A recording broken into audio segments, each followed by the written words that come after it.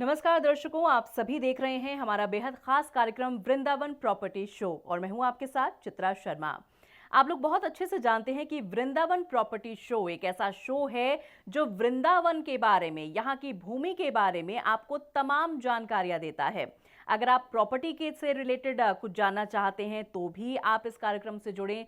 Tourist आप हैं, tourism के बारे में आप कुछ जानना समझना चाहते हैं तो भी ये कार्यक्रम आपके लिए है। जॉब अपॉर्चुनिटी चाहते हैं, बिजनेस स्टार्टअप चाहते हैं, इन्वेस्ट करना चाहते हैं, किसी भी प्रकार का बेनिफिट आप चाहते हैं तो वृंदावन प्रॉपर्टी शो एकमात्र ऐसा शो है जो आप ही के लिए बनाया गया है। इस कार्यक्रम से जुड़ के आपको तमाम जानकारियां मिल जाती है। बस आपको छोटा सा काम ये करना होता है कि जो नंबर्स लगातार आपके सामने फ्लैश हो रहे हैं, जो डिटेल्स आप देख रहे हैं अपने टीवी स्क्रीन्स पर, बस उस पर आपको कांटेक्ट करना होता है। जो भी आपके मन में सवालात चल रहे हैं सिर्फ उसको चलाइए नहीं, इन नंबर्स पर आप कांटेक्ट करें और उन सवालों के जवाब लेने की आप कोशिश करें। चलिए अब कार्यक्रम को शुरू करते हैं और हमेशा की तरह आज भी हमारे साथ हमारे प्रॉपर्टी एक्सपर्ट मौजूद हैं जिनका नाम है सुरेंद्र उत्रेजा जी। तो चलिए आप और हम मिलकर उनका स्वागत करेंगे। नमस्कार सर, स्वागत है आपका। नमस्कार, राधे राधे। सर ऑलरेडी हम लोग इतनी सारी बातें कर चुके हैं वृंदावन की भूमि को लेकर। जो लास्ट एपिसोड हमारा था एलिगेंस रिजॉर्ट के बारे में, हमने आपसे बात की थी कि ये रिजॉर्ट जो है किस तरह से बनाया गया और किस तरह से लोग इसमें आकर के लाभ उठाते हैं, बेनिफिट्स लोगों को मिलते हैं। आज सर मैं आपसे ये सबसे पहले जानना चाहूंगी कि वृंदावन जो कि एक तपोभूमि मानी जाती है, कृष्ण की भूमि मानी जाती है, वृंदावन की भूमि पर लगातार जो है रियल एस्टेट बढ़ रहा है, इसको बूम लगातार मिल रहा है।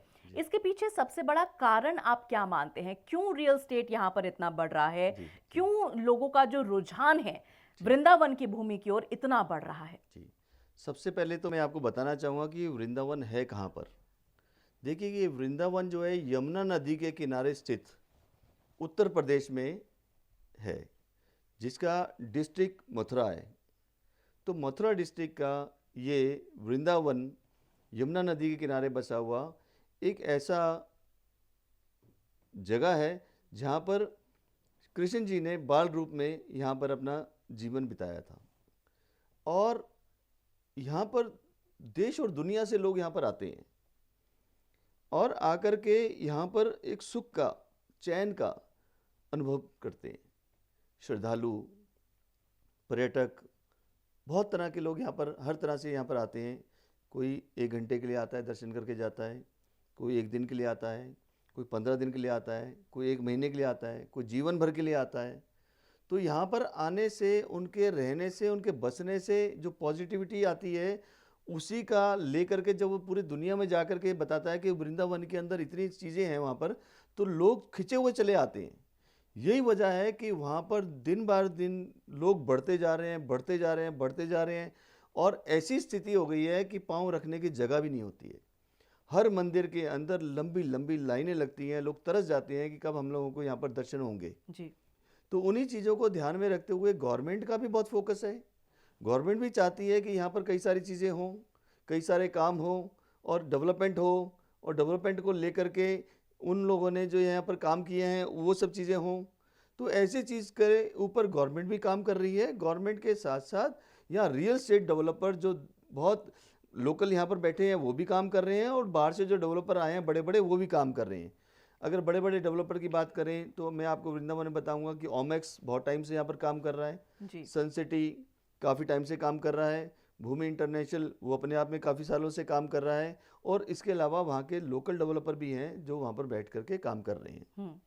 तो इसलिए यहाँ पर एक रियल एस्टेट का बहुत बड़ा बूम है, बहुत बड़ा एक महत्व है और बहुत तेज़ी से ग्रो कर रहा है। रेट्स बढ़ रहे हैं, लोग काफ़ी कमा रहे हैं, इन्वेस्ट कर रहे हैं और बहुत नई नई चीज़ें आ रही हैं जी। देखिए ये बात तो सर आपकी बिल्कुल ठीक है कि लोगों का जो रुझान है बहुत ज़्यादा है वृंदावन की ओर। अब चूंकि लोगों का इतना हुजूम यहाँ पर उमड़ता है, इसी चीज़ को देखते हुए प्रॉपर्टीज़ भी जो है बढ़ाई जाती हैं। लेकिन सर इसके साथ साथ कुछ गवर्नमेंट प्रोजेक्ट्स ऐसे हैं जिनकी शुरुआत होने जा रही है वृंदावन की भूमि पर, जिसको लेकर के लोग बहुत ज़्यादा उत्साहित हैं, बहुत ज़्यादा एक्साइटेड हैं। लेकिन प्रॉपरली ये जो प्रोजेक्ट्स आ रहे हैं इसके बारे में डिटेल्स लोगों जी को जी नहीं पता जी है। जी तो जी जी आपसे सर हम चाहेंगे कि जी जी ये जो जी कुछ खास प्रोजेक्ट्स आ रहे हैं जी जी गवर्नमेंट की तरफ से, जी जी योगी जी सरकार की तरफ से, जी उसके बारे में थोड़ा सा हम लोगों को डिटेल्स बता दें ताकि लोगों का जो रुझान है पहले से दुगना हो जाए जी वृंदावन के जी प्रति। जी जी जी जो गवर्नमेंट के प्रोजेक्ट आ रहे हैं उसके बारे में बताना चाहूँगा कि जिस तरह से आप देख रहे हैं कि योगी जी की हिंदुत्व की सरकार है, हम्म।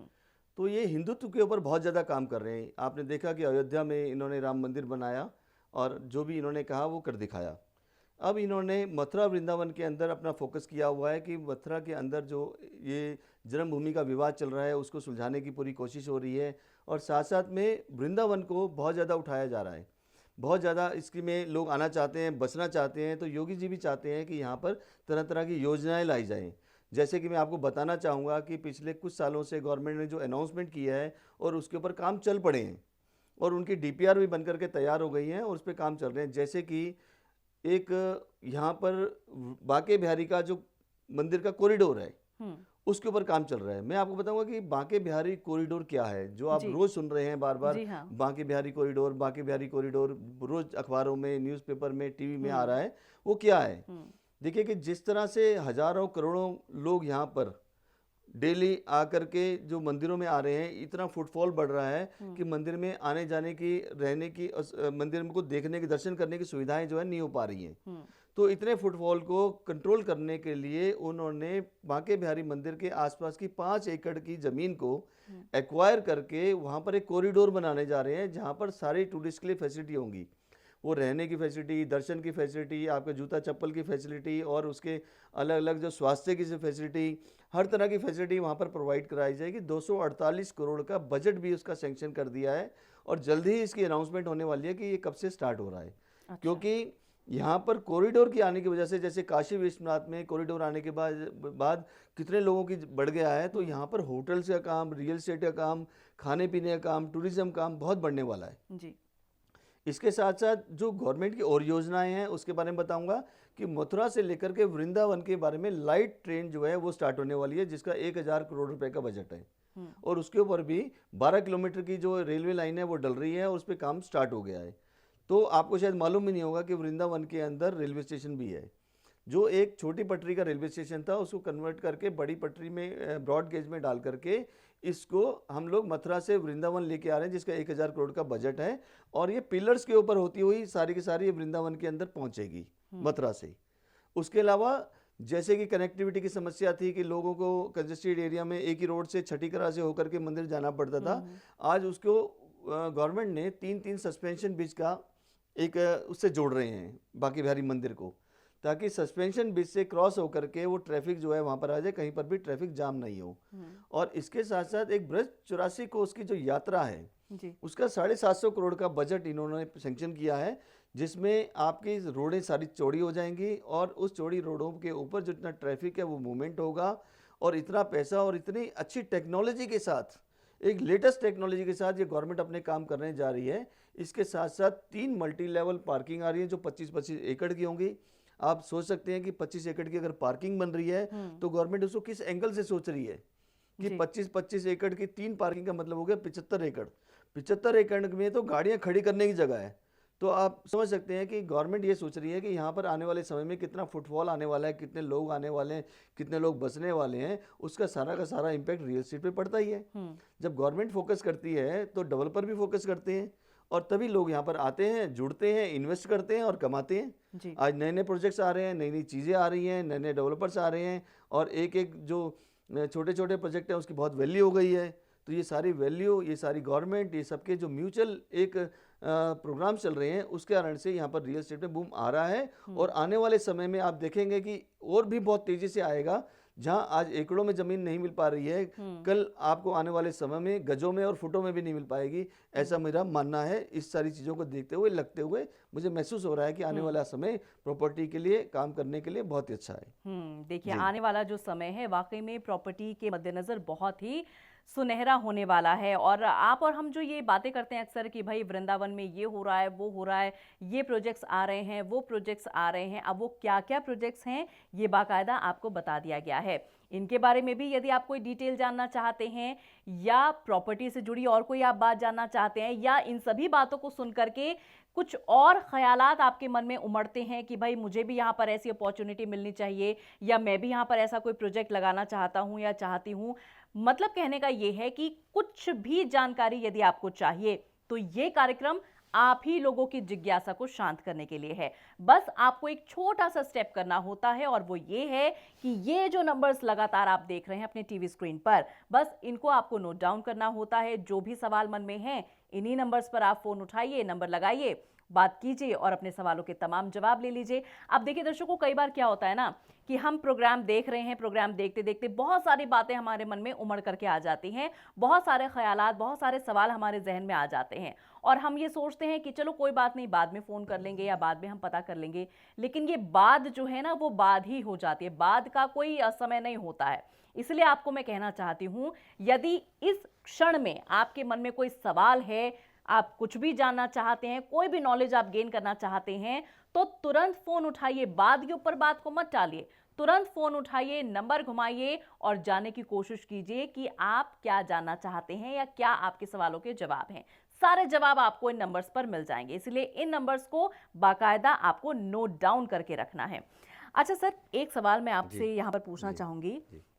हम इतने सारे गवर्नमेंट प्रोजेक्ट्स की हमने बात कर ली, इतने सारे बेनिफिट्स की हमने बात कर ली।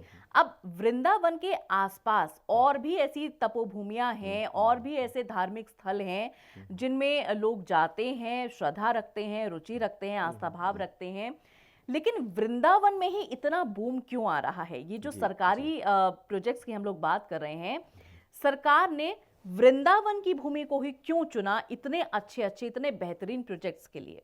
देखिए, वृंदावन में आपने ये तो कहावत सुनी होगी कि वृंदावन के कन कन में भगवान हम्म। विद्यमान है। तो वृंदावन के कन कन में भगवान है, इसी वजह से लोग वृंदावन में ही ज़्यादा आते हैं और ज़्यादा रुकते हैं।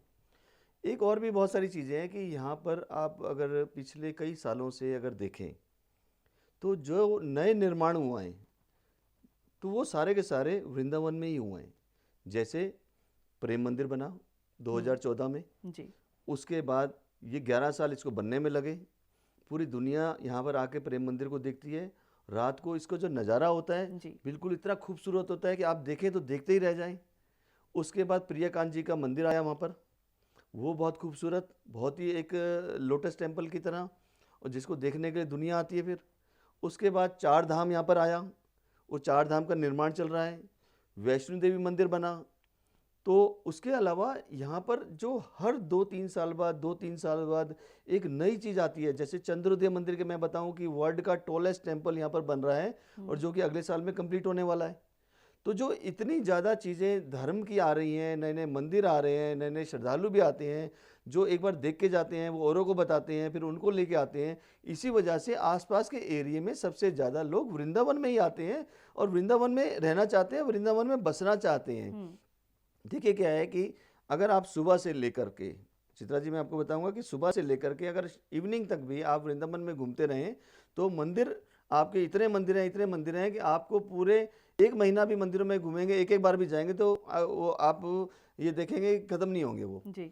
आपको शायद पता भी नहीं होगा। मैं आपके नॉलेज के लिए बताना चाहूँगा कि यहाँ पर 5500 मंदिर हैं।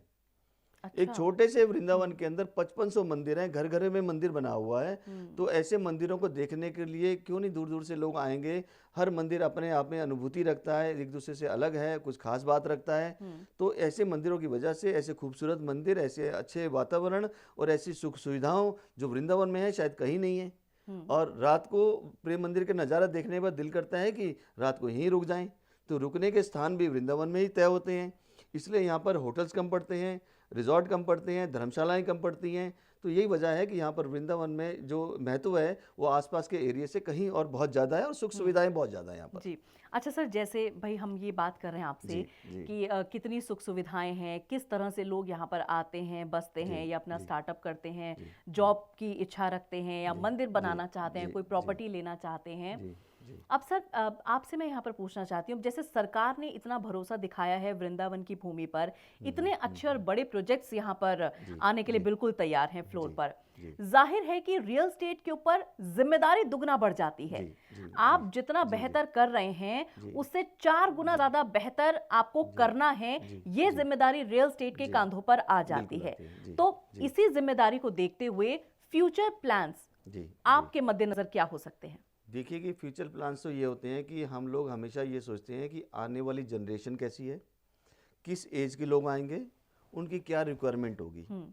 तो मेरा ये मानना है कि जब ये वर्ल्ड का टॉलेस्ट टेम्पल चंद्रोदय मंदिर बन जाएगा, जो कि अगले साल कंप्लीट हो रहा है, तो इस मंदिर को देखने के लिए ही आपको पूरा 5 दिन लगेंगे, क्योंकि इसके अंदर अंदर थीम पार्क हैं, इतनी इसकी हाइट है, इसके अंदर इतने एलिवेटर्स हैं, इसके अंदर इतनी दर्शनीय चीज़ें हैं जो आपको 5 दिन यहाँ पर देखने के लिए 5 दिन लग जाएंगे। और आपका नेशनल इंटरनेशनल क्लाइंट इंटरनेशनल जो पर्यटक हैं वो भी यहाँ पर आएंगे। जब ये वहाँ पर आएंगे 5 दिनों के लिए, तो कम से कम एक ही मंदिर को चाहिए। तो जब ये आएंगे तो इनको खाने के लिए चाहिए, जी हाँ। इनको रहने के लिए अच्छी सुविधाएं चाहिए, इनको अच्छे अच्छे प्रोजेक्ट्स चाहिए जहाँ पर ये अपना प्लॉट्स भी हों, जहाँ पर वो बना सकें, रह सकें। तो ऐसी चीज़ें की ज़रूरत होगी। तो इसी ज़रूरत को पूरा करने के लिए जो रियल एस्टेट के डेवलपर के जो लोग हैं वो दिन रात इस पर काम करते हैं, वर्क करते हैं और टेक्नोलॉजी के माध्यम से जुड़कर यहाँ पर नई नई चीज़ें लेके आ रहे हैं। उसके अलावा जो एक वृंदावन का एक नाम और भी है जिसको हम लोग कहते हैं ए सिटी ऑफ विडो। पूरी दुनिया के जो विडोज़ हैं यहाँ पर आती हैं, बसती हैं, तरह तरह के यहाँ पर गरीबों के लिए और अमीरों के लिए वृद्धाश्रम हैं। उन वृद्धाश्रमों में आकर के रहती हैं। तो आप ये देखें कि भी इतनी विडोज़ यहाँ पर अगर आती हैं और बसती हैं, और ये सिटी ऑफ विडो भी इनका नाम है जैसे मैंने आपको बताया। तो वृंदावन के अंदर हर तरह की चीज़ें, हर तरह के लोग, हर तरह का टूरिस्ट जो आ रहा है, उसी का मद्देनज़र रखते रियल एस्टेट के सभी लोग काम कर रहे हैं। और इसलिए रिजॉर्ट बना रहे हैं, इसलिए नई नई टाउनशिप आ रही हैं, इसलिए नए नए होटल्स आ रहे हैं। और यकीन मानिए कि आप वहाँ पर 5 स्टार होटल हैं। शायद बहुत ही कम लोगों को पता होगा कि रेडिसन के नाम से 5 स्टार होटल है वहाँ पर। उसके अलावा सौर पोर्टिको है, और भी बहुत सारे 5 स्टार होटल आ रहे हैं। अगर 5 स्टार होटल आ रहे हैं तो आप समझ सकते हैं कि इंटरनेशनल क्लाइंट्स को ध्यान में रखते हुए 5 स्टार होटल बनाए जाते हैं। जी। छोटे छोटे शहरों में नहीं आते हैं, लेकिन ये छोटा शहर होने के बावजूद भी अगर यहाँ होटल्स आ रहे हैं तो ये माना जा रहा है कि यहाँ पर इंटरनेशनल क्लाइंट बहुत आएगा, क्योंकि आगरा के नज़दीक है। उसके अलावा जेवर का इंटरनेशनल एयरपोर्ट बन रहा है। जब जेवर के इंटरनेशनल एयरपोर्ट पे लोग उतरेंगे तो जो नियरेस्ट है आपका आगरा है, वहाँ जाएंगे तो आगरा घूमने के लिए जरूर जाते हैं लोग, लेकिन आकर के नाइट स्टे लोग मोस्टली वृंदावन में ही करते हैं ज़्यादातर। तो हर तरह से केंद्र जो है वृंदावन बना हुआ है, हर जगह का केंद्र बना हुआ है। तो जब केंद्र बनता है तो केंद्र में हर तरह की अपॉर्चुनिटीज, हर तरह की सब चीज़ें होती हैं। रियल एस्टेट वाले दिन रात मेहनत करते हैं, उस पर काम करते हैं, लोगों की आकांक्षाओं पे पूरा खरा उतरने की कोशिश करते हैं। और वृंदावन की बहुत अच्छी खास बात चित्रा जी ये है कि वृंदावन का कभी कोई प्रोजेक्ट फेल नहीं हुआ जी। हर प्रोजेक्ट को सोचा गया, बनाया गया, डिलीवर किया गया। और बड़ी नेक नियत से डेवलपर यहाँ पर काम करते हैं, और उनकी भावना श्रद्धालुओं की तरह होती है। यहाँ पर रियल एस्टेट का काम भी रियल एस्टेट की तरह ना रह करके एक सामने वाले को मैक्सिमम सुविधाएं कैसे दे सकते हैं, एक समाज सेवा के नज़रिए से करते हैं, ना कि उसको उस एंगल से कि हमें ज़्यादा से ज़्यादा पैसा कमाना है। ज़्यादा से ज़्यादा सुविधाएं कम से कम पैसों में कैसे दी जा सकती हैं, रियल एस्टेट के सभी लोग वहाँ पर मिलजुल के काम करके उन्हीं चीज़ों को पूरा करते हैं। जी, क्योंकि अध्यात्म की ये भूमि है तो इसलिए जी। आध्यात्मिक टच होना जी। स्वाभाविक सी जी। बात हो जाती जी। है। जी। अच्छा सर, जिस तरह से आपने ये सारी बातें हमें बताई हैं, जाहिर तौर पर रियल एस्टेट का जो कार्यभार है वो बहुत ज़्यादा आगे जाकर बढ़ जाएगा आगे आने वाले कुछ सालों में। ऐसे में जिम्मेदारियां बहुत सारी बढ़ जाएंगी। अब इन सभी बातों को सुनकर बहुत सारे इन्वेस्टर्स हैं जो वृंदावन की भूमि में इन्वेस्ट करना चाहते हैं, लेकिन किसी कारणवश समय या तो इतना न दे पाए या और कोई उनकी मजबूरी आ जाती है। तो क्या इस तरह की भी कोई फैसिलिटी होती है कि आप उसमें इन्वेस्ट कर दीजिए और वहाँ के जो डेवलपर्स हैं वो आपको प्रॉपर्टी बाकायदा तैयार करके जो है आपके हैंड ओवर कर दें? जी जी। देखिए, मोस्टली लोग वृंदावन से बाहर से लोग आते हैं, उनकी बसने की इच्छा होती है, और वो रियल एस्टेट के डेवलपर्स के साथ बैठ करके अपनी जो ज़रूरतें हैं वो रखते हैं। किसी को बनी बनाई चीज़ चाहिए वो हम लोग देते हैं। उसके अलावा किसी को प्लॉट चाहिए और वो खुद बनाना चाहते हैं वो खुद बना सकते हैं। प्रोवाइड हो जाता है। अगर वो चाहते हैं कि उनको असिस्ट कर दिया जाए हम बनाने के लिए, उनको गाइड कर दें और खुद बनाएं, तो वो भी बना सकते हैं। तो हर तरह की अपॉर्चुनिटी, हर तरह की जो चीज़ें, हर तरह की फैसिलिटी मुझे लगता है कि वृंदावन के अलावा शायद कोई डेवलपर्स ये सब चीज़ें नहीं देते हैं। एक डेवलपर्स की जो कम्युनिटी है उसके बैक ऑफ माइंड में सिर्फ और सिर्फ ये रहता है कि हमें वृंदावन में लोगों को बसाना है, लोगों को सुख सुविधाएं देनी है और उनकी ब्लेसिंग लेनी है, जी हाँ। ना कि हमें पैसा कमाना है। देखिए कि अच्छा काम करेंगे तो पैसा अपने आप आ जाता है, जी। तो अच्छी भावना होगी, पैसा अपने आप आ जाता है, अच्छी टीम होगी। यहाँ पर भी जो रियल एस्टेट से जुड़े हुए लोग हैं या उनके कर्मचारी हैं या उनके बिजनेस एसोसिएट्स होते हैं, उनकी भावना भी यही होती है कि हमें अच्छे विचारों के लोगों को ला करके यहाँ पर बसाएं। और वैसे भी वृंदावन की एक कहावत है या चीज़ें हैं या मैंने भी महसूस किया है कि नेक नियत वाला ही यहाँ टिक पाता है, अदरवाइज सभी लोग आते हैं और जाते रहते हैं। देखिए दर्शकों, ये बात तो बिल्कुल ठीक है। यदि आपकी नियत नेक है, मन में आपके आस्था है, श्रद्धा भाव है, तो वृंदावन एक ऐसी भूमि है जहां पर जब आप आएंगे, जुड़ेंगे, तो वहां से जाने का आपका मन बनेगा ही नहीं।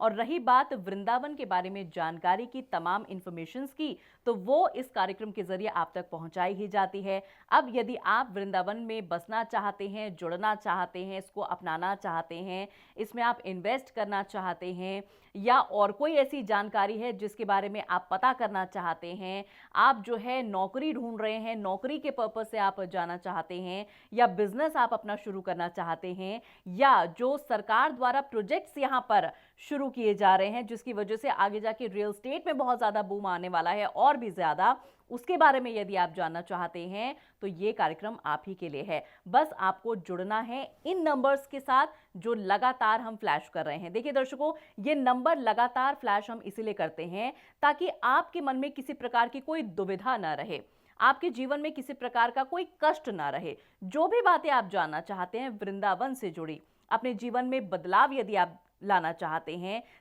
कि जीवन आपका बेहतर हो जाए, जिस बेहतर जीवन की दर्शकों हम लोग कल्पना करते हैं ना, वो बेहतर जीवन अगर आप जीना चाहते हैं, अपनाना चाहते हैं, तो इन नंबर्स पर कांटेक्ट आप जरूर करिएगा। और यकीन मान करके चलेगा कि जब आप इन नंबर्स के साथ जुड़ेंगे, जब आप हमारे कार्यक्रम के साथ जुड़ेंगे, तो जीवन आपका परिवर्तित होना खुद ब खुद शुरू हो जाएगा। फिलहाल बातें तो बहुत सारी हैं, लेकिन वक्त इशारा कर रहा है कि कार्यक्रम को यहां पर हमें विराम देना है, लेकिन इस वादे के साथ कि अगले अंक में, अगले एपिसोड में और भी बहुत सारी बातें आप तक जरूर पहुंचाएंगे। सर, हमेशा की तरह आपने अपना कीमती समय हमें दिया, आपका बहुत बहुत आभार। नमस्कार। नमस्कार।